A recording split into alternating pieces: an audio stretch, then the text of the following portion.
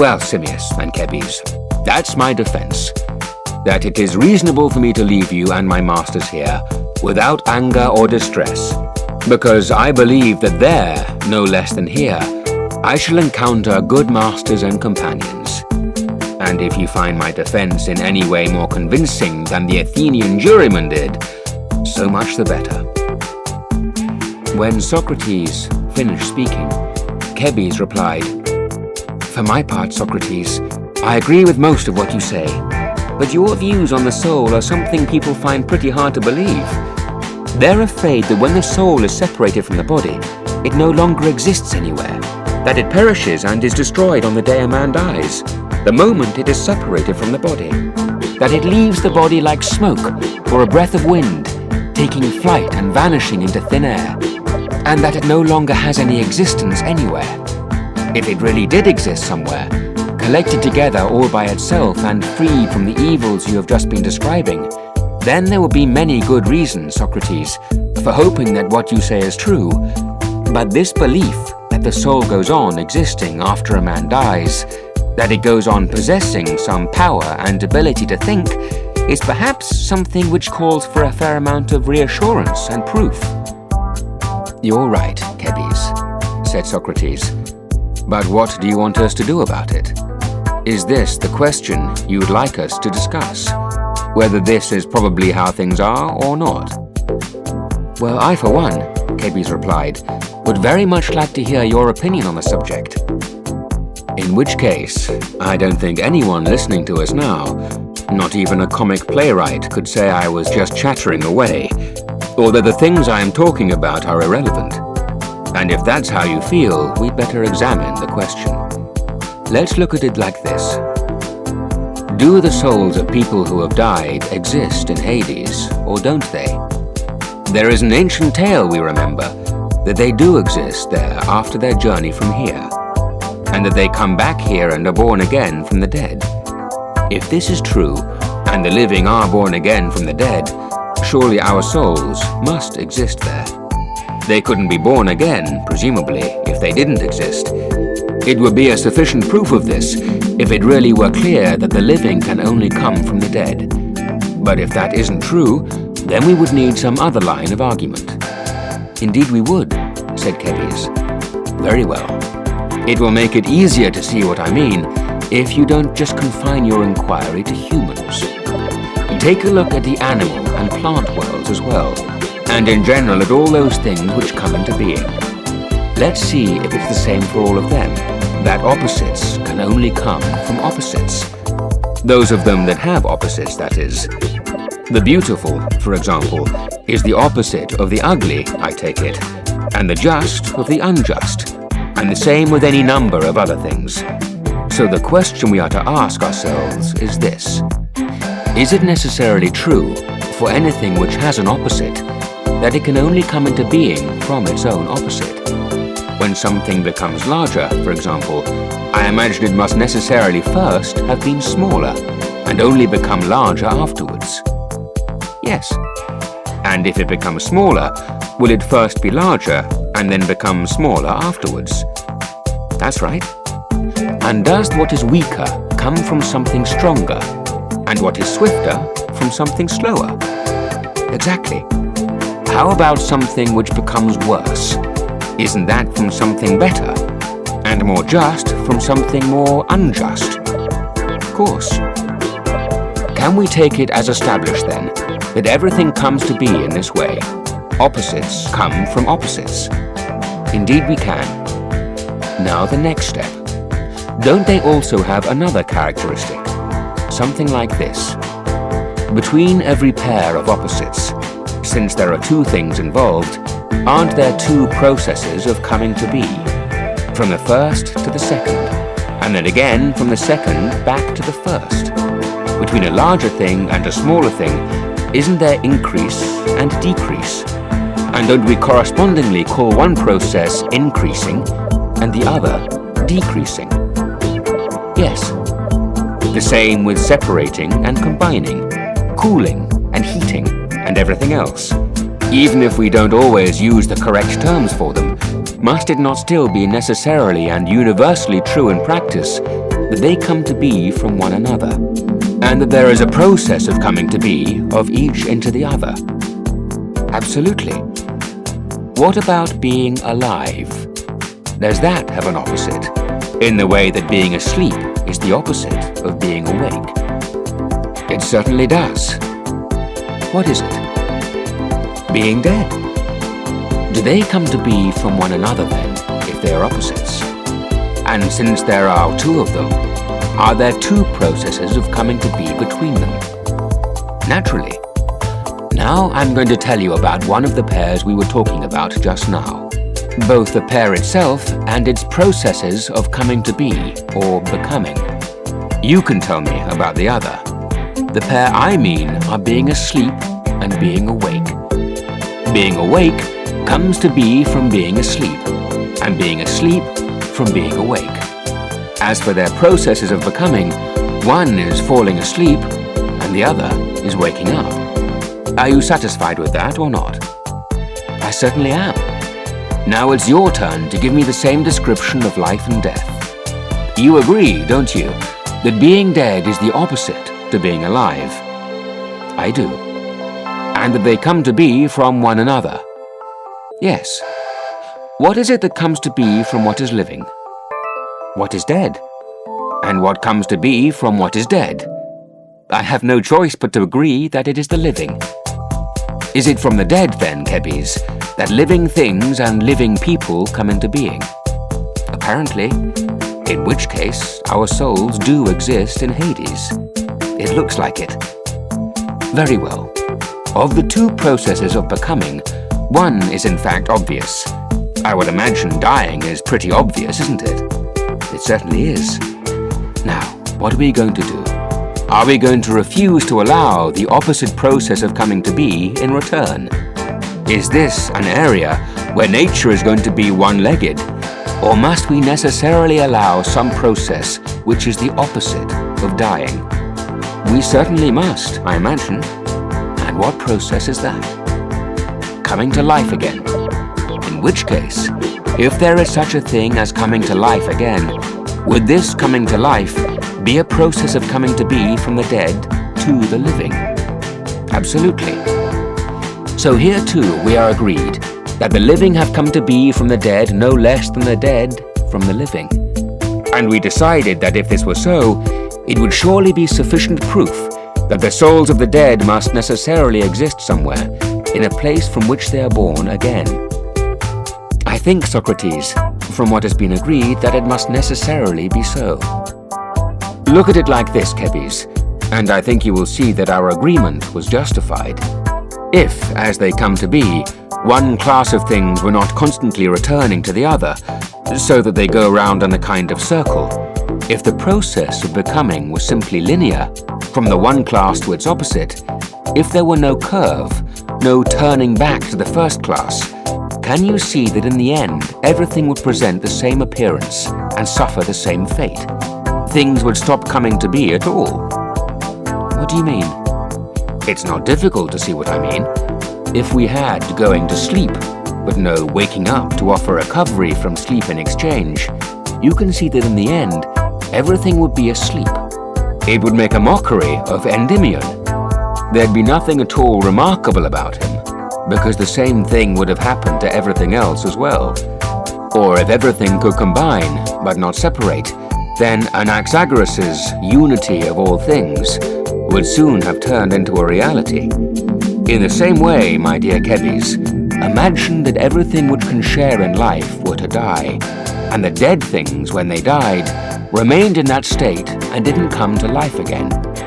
Isn't it inevitable that eventually everything would be dead, and nothing would be alive? If it were the case that living things come from somewhere other than the dead, and that living things do die, what is to stop them all being used up and finishing up dead? Nothing, I think, Socrates, said Kebbies. I entirely agree with you. Yes, Kebbies. In my opinion, it is as true as anything can be, and we are not mistaken in our agreement on this point. There really is such a thing as coming to life again.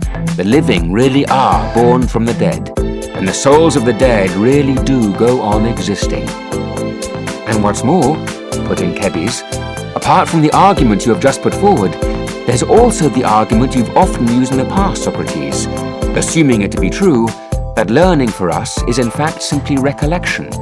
It necessarily follows from both these, I imagine, that we must at some earlier time have learnt the things we are now reminded of. But this is impossible, unless our soul existed somewhere before, being born in this human shape. So this too seems to point to the soul being something immortal.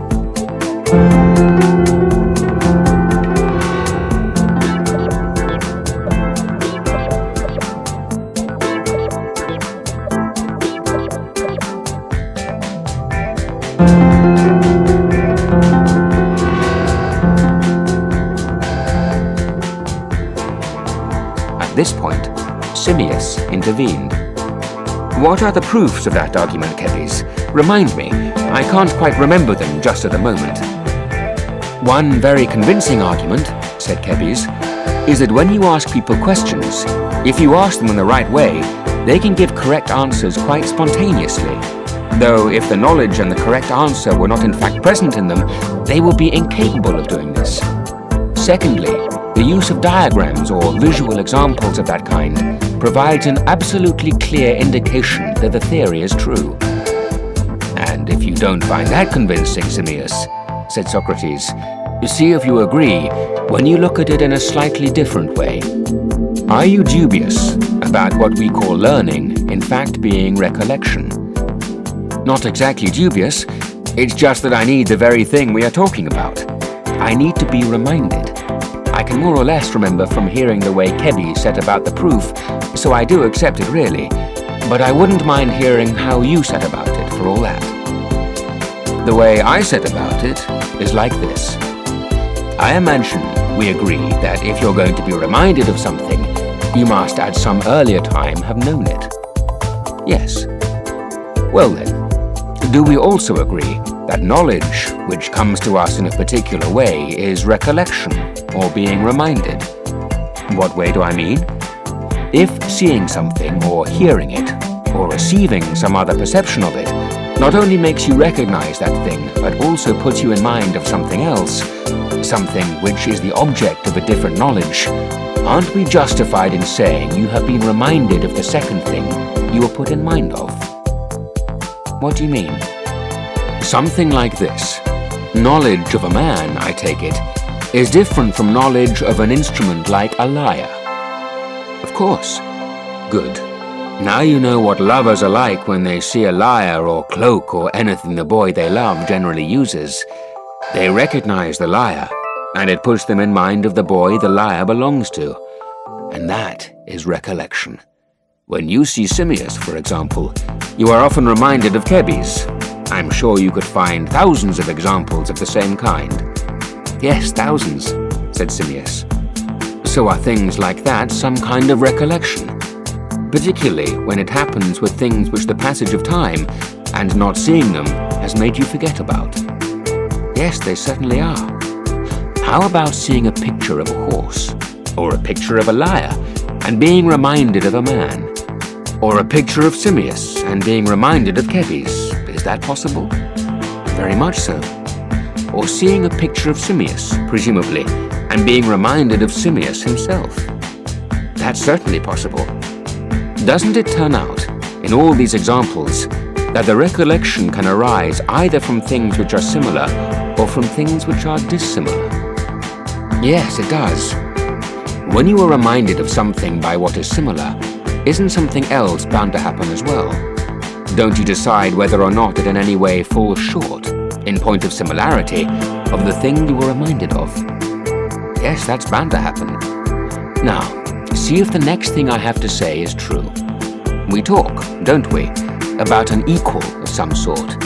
I don't mean a stick being equal to a stick, or a stone equal to a stone, or anything of that sort. I mean something else, apart from all these, the equal itself. Should we say there is such a thing, or no such thing? We should undoubtedly say there is, said Simmias. No question about it. Do we know just what it is? We certainly do. Where do we get our knowledge of it from? wasn't it, from what we were talking about just now? From seeing sticks or stones or other things which were equal? Wasn't it from those that we formed an idea of equal itself, although it is different from them? Or doesn't it seem to you to be different? Look at it like this. Take sticks and stones which are equal. Without changing themselves, don't they sometimes seem to be equal to the one thing and not equal to some other thing? They certainly do. What about true equals? Do you think they are ever unequal? Do you think equality is ever inequality? No, Socrates, never. So these equal things are not the same as the equal itself. Not at all the same, Socrates, as far as I can see. Still, wasn't it those equal things, different though they are from the equal we've been talking about, that nonetheless put you in mind of it and gave you your knowledge of it? That is quite true. And is the equal either like those equal things or unlike them? Yes. In fact, it makes no difference. Provided you see one thing, and the sight of it puts you in mind of another, whether like it or unlike it, then that, without question, is recollection. Yes, that's right. Now, what about this? When it's a question of sticks, and the equal things we were talking about a moment ago, do we find something like this? Do they strike us as being equal in the same way as the one which really is equal? Or do they, to some extent, fall short of it in being like the equal? Or do they not fall short at all? They fall a long way short of it, he said. All right then. Sometimes the sight of something can make you think, what I am now seeing is trying to be like some other thing that is, but it falls short. It cannot be quite like it. It can only be an inferior version. Do we agree that when you think this, it necessarily follows that you have in fact previously known the thing you say it resembles, though it falls short of it? Yes, necessarily. And is this what we find with things which are equal, and the equal itself, or isn't it? Yes, that's exactly what we find. In which case, it must follow that we knew about the equal before the time when seeing the equal things first suggested to us that they were all trying to be like the equal and failing. True. However, we also agree on something else. This was not suggested to us, nor could it have been, by anything other than sight, touch, or one of the other senses. I count all the senses as the same. They are the same, Socrates, for the purposes of this argument at any rate. And it has to be the senses that suggested to us that all the objects of our senses are striving after the equal, which really is equal, but falling short of it. Is that what we are saying? Yes. So before we even started to see, or hear, or use our other senses, we must in fact have gained from somewhere a knowledge of the equal itself, what it is. Otherwise, we could not have referred the equal things perceived by the senses to it, or decided that they were all doing their best to be like it, but falling short of it. That necessarily follows from the earlier steps in the argument, Socrates. Was it at birth that we started seeing and hearing and possessing the other senses? Of course. And we must have gained our knowledge of the equal before these, didn't we say? Yes. In which case, it seems, we must necessarily have gained it before we were born. So it seems. And if we gained the knowledge before birth, and were born with it, then did we have the knowledge, both before we were born and the moment we were born, not only of the equal, the greater and the smaller, but also of all other things of the same kind. After all, our present argument is no more about the equal than about the beautiful itself, the good itself, the just and the holy, in fact everything, as I say, to which we could attach the description what X itself is, when we ask our questions or give our answers. We must necessarily, therefore, have gained our knowledge of all these things before we were born. That is true. And unless, having gained this knowledge, we forget it each time, we must always be born possessing it, and must continue to possess it throughout our lives. After all, to know something is merely to have gained the knowledge and not lost it. Isn't that what we call forgetting, Simmias? The loss of knowledge. Exactly that, I think, Socrates. The other possibility, I imagine, is that we gained it before we were born, but have then lost it at birth. And it is only later, through the use of our senses directed towards the things we were talking about, that we regain our former knowledge, the knowledge we once possessed in the past. If that's what happens, wouldn't what we call learning be the regaining of knowledge which is already ours? And would we be justified in calling this regaining being reminded? We certainly would.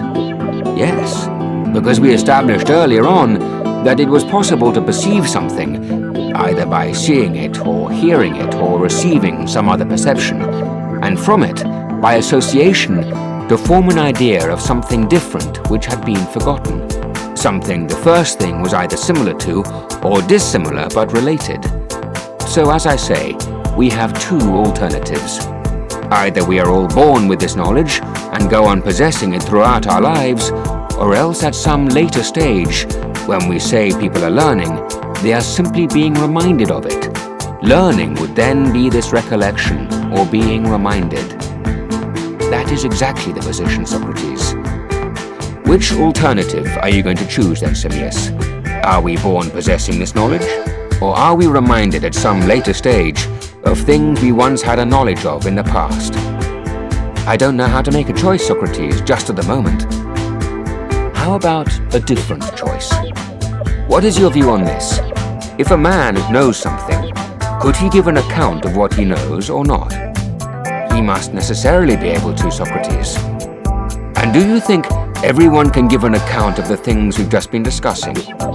If only they could, but I'm afraid it's much more likely that this time tomorrow there will be nobody in the world capable of doing so properly.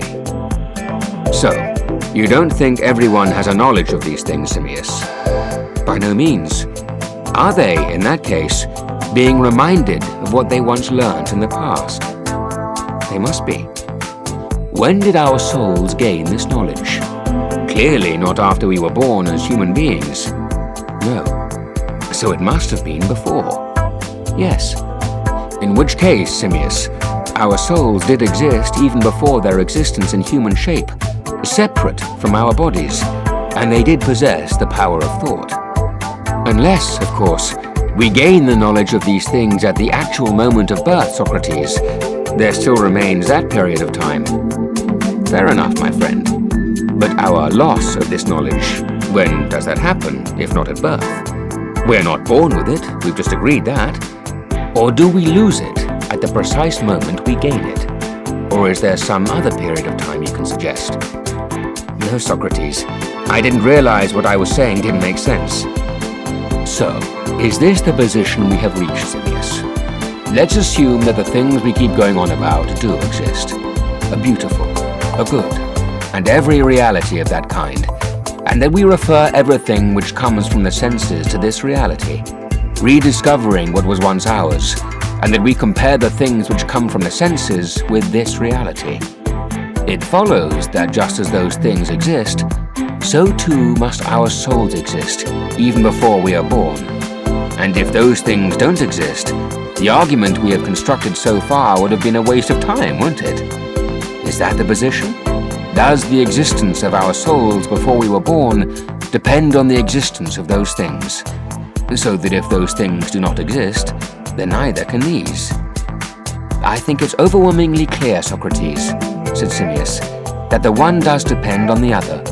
So the final refuge of the argument is that the claim that our soul's existence before we are born is as sure as the reality you are now describing, which is luckier for us, since for my part, I find it as clear as anything can be that all these sorts of things, a beautiful and a good, and all the other things you mentioned just now, do exist in the fullest possible way. As far as I'm concerned, the proof is satisfactory. How about Kebes? We must convince Kebes as well. He finds it satisfactory, said Simmias.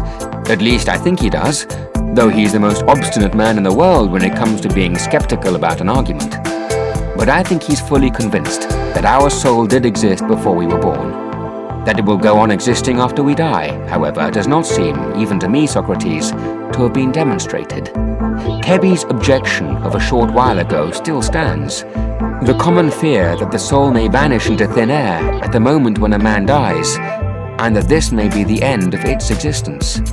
After all, what is to stop it coming into being and being put together from somewhere else, existing before it arrives in a human body, but then after its arrival and separation from the body, itself dying and being destroyed as well? "You're right, Simmias," said Kebes. "In showing that our soul existed before we were born, we seem to have proved half of what we had to prove. For the proof to be complete, we must also show that it will go on existing after we die, no less than before we were born." "We have shown that already, Simmias and Kebes," said Socrates, "if you care to combine this argument with the one before it, which we all accepted, that every living thing comes into being from what is dead. If the soul exists even before birth, and if, when it enters life and is born, it cannot possibly come from anywhere other than death and being dead, the inescapable conclusion must be that it goes on existing after it dies as well, given that it has to be born again. So the proof you want has been given already. All the same, I get the impression you and Simmias will be glad to deal with this argument too in greater detail. I think you have the fear children have, that as the soul leaves the body, the force of the wind really may blow it away in all directions and disperse it, especially if you're unlucky enough to die when there's a bit of a gale blowing and not on a nice calm day." Kebes laughed. "Take it we are afraid, Socrates, and try to reassure us. Or not so much that we are afraid, but perhaps somewhere inside, even in us, there is a child with fears of this kind. Try and make him change his mind, and not fear death as some sort of bogeyman. You will have to use enchantments. Sing them to him every day until you have charmed the fears out of him." "And where will we find an enchanter who is any good at dealing with fears of this kind, Socrates, now that you are leaving us?" "Greece is a large place, Kebes. There must be good men in it, surely. Then there are all the foreign nations as well. You must search every one of them in your quest for this enchanter you're after. Don't worry about the expense or the work involved. There's no better investment you could make. And you should look for him by yourselves as well, in company with one another.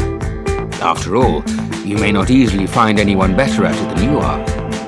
"It shall be done," said Kebes. "But can we go back to the point where we left off, if you've no objection?" "Of course I've no objection. Why should I have?" "Good. Very well," said Socrates. "Aren't the sort of questions we should be asking ourselves these? What kind of thing is liable to have this happen to it, this being dispersed? For what kind of thing can we be afraid that this might happen to it?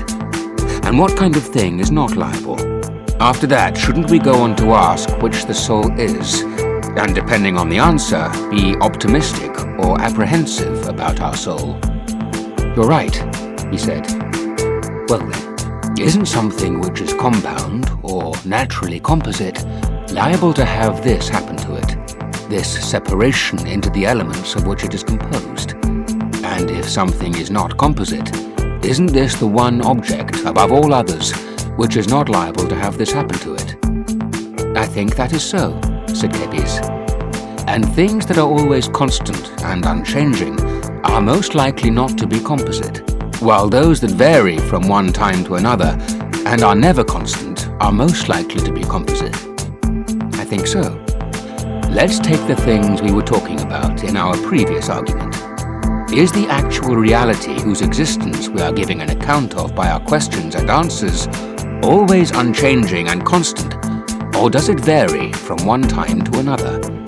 Surely the equal itself, the beautiful itself, what any given thing itself is, that which is, surely these don't admit of any change at all.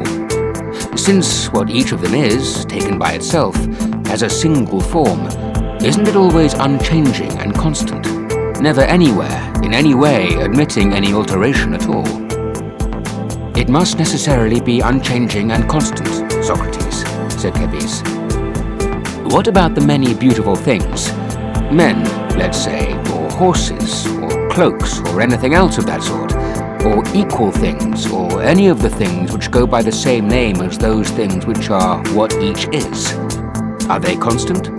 Or are they just the opposite of those things? Are they practically never in any way constant, either in relation to themselves or to each other? You're right about them too. They are never constant. You can touch the many things, can't you? Or see them, or perceive them with the other senses, whereas it is only possible to grasp the things which are constant by means of rational thought. Things of this kind are invisible, aren't they? They cannot be seen. You're absolutely right, he said. Do you want us to say then that there are two classes of things, one seen, the other invisible? Yes. And that the invisible is always constant, and the seen never constant? Yes, let us say that as well. Very well. Now, isn't one part of us our body and another part our soul? Yes.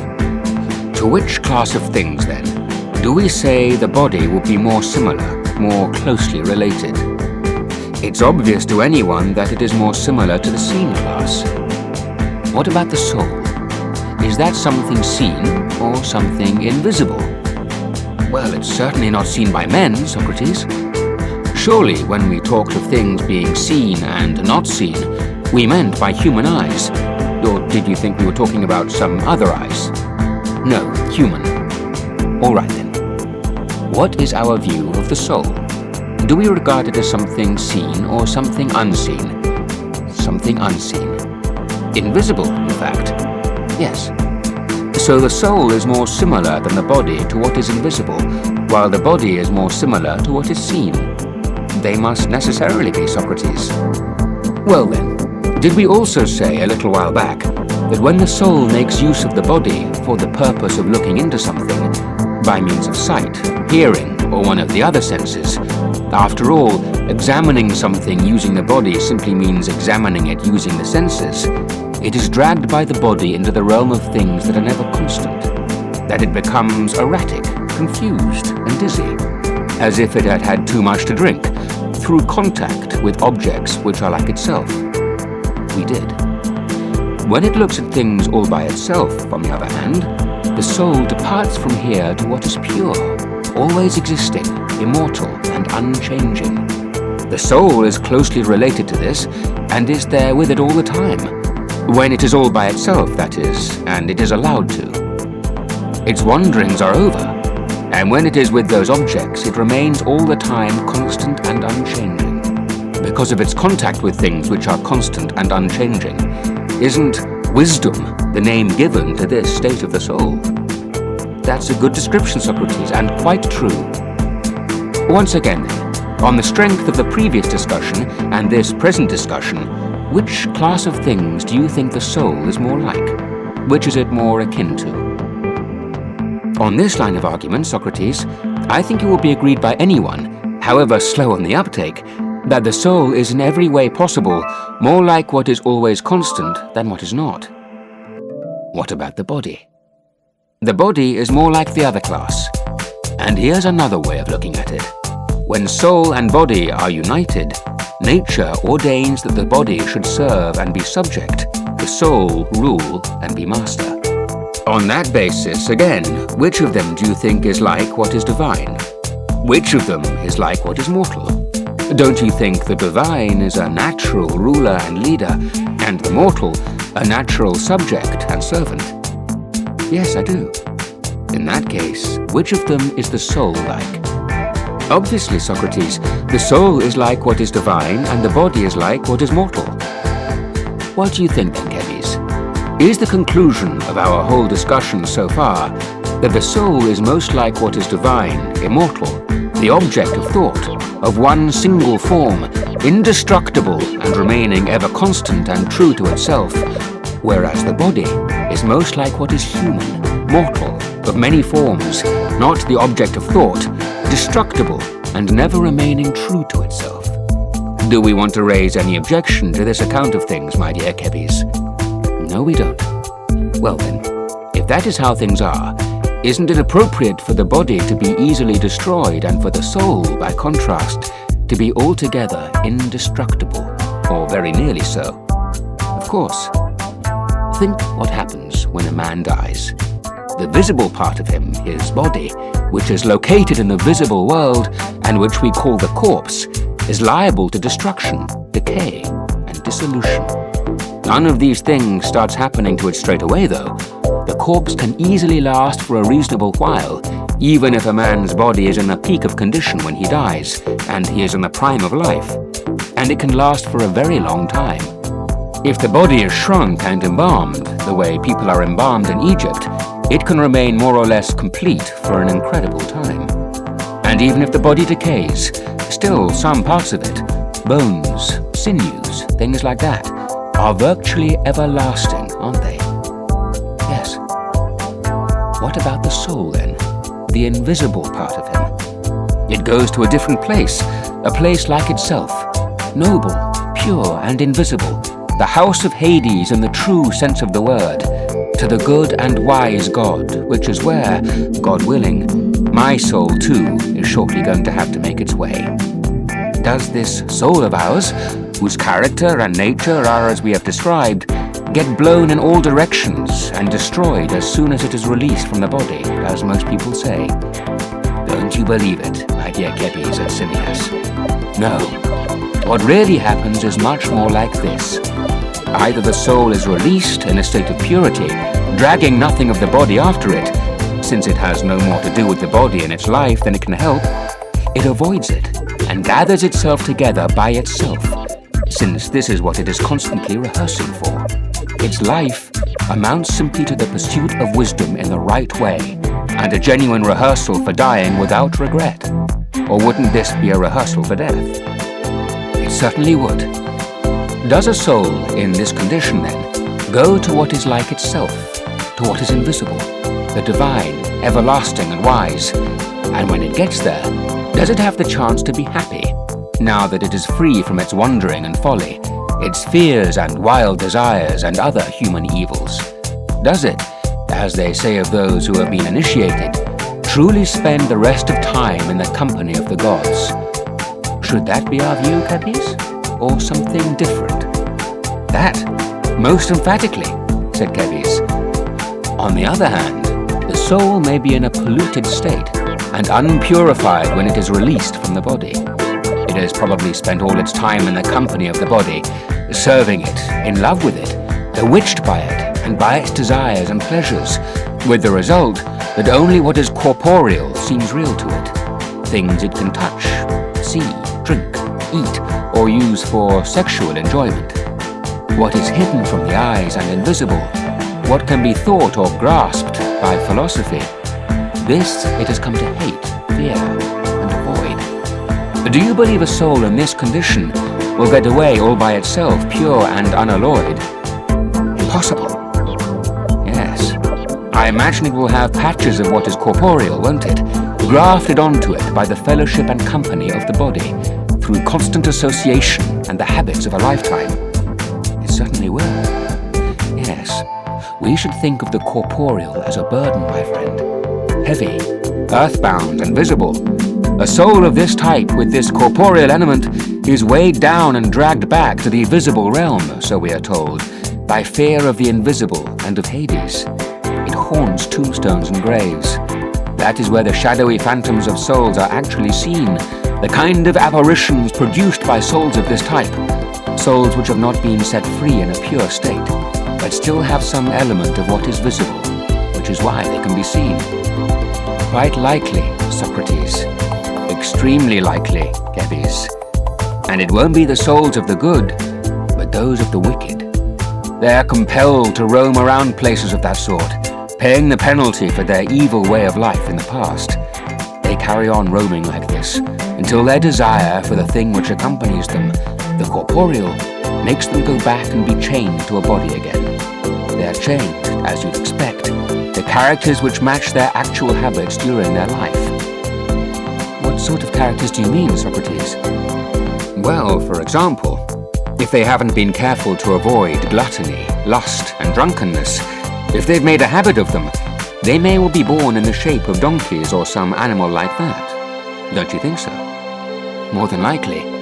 and those who have set the highest value on injustice, tyranny, and robbery, in the shape of wolves, or hawks, or kites. Where else can we say souls like this go? Naturally, said Kebes, that's the kind of shape they will take. And is it obvious, he asked, where every other class of soul will go, depending on what its previous way of life was like? Yes, it is obvious, of course it is. In which case, aren't the most fortunate among them, and the ones who go to the best place, those who in public and political life have made a habit of excellence, what they call self-control and justice, when these are the result of their disposition or way of life, but not of philosophy and reason? In what way the most fortunate? Because they will probably return as members of an organized, civilized species like themselves. Bees, I should think, or wasps, or ants, or even back again to the same human species to become decent men. They probably will.